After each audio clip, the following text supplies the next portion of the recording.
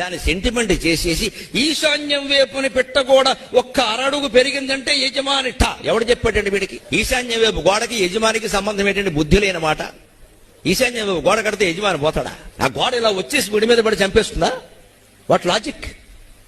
గుడ్డివాళ్ళని చేస్తున్నారు వాస్తు పేరు మీద, జాతకాల పేరు మీద గుడ్డివాళ్ళని. దీనికోసం మళ్ళీ మమ్మల్ని సంప్రదించండి అంటాం. విజయవాడలో ఒక నెంబర్, విశాఖపట్నంలో ఒక నెంబర్, చివరికి వల్లకాట్లో ఒక నెంబర్, అసలు నెంబర్ అక్కడ ఉంటుంది.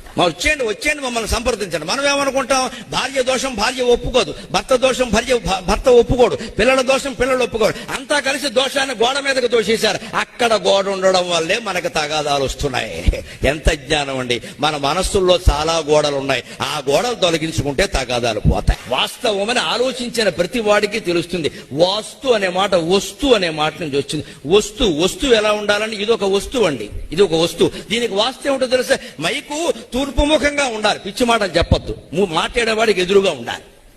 నేను ఇటు మాట్లాడుతుంటే తూర్పు ముఖం మీరు ఇటు పెడితే ఎవరికి వినపడింది? మైకు తూర్పు ముఖం ఏంటంటే అర్థం లేని మాట. మైకు ఏ ముఖంగా ఉండాలి? మాట్లాడేవాడి మూతికి ఎదురుగా ఉండాలి, అంతే. దానికి అదే వాస్తు.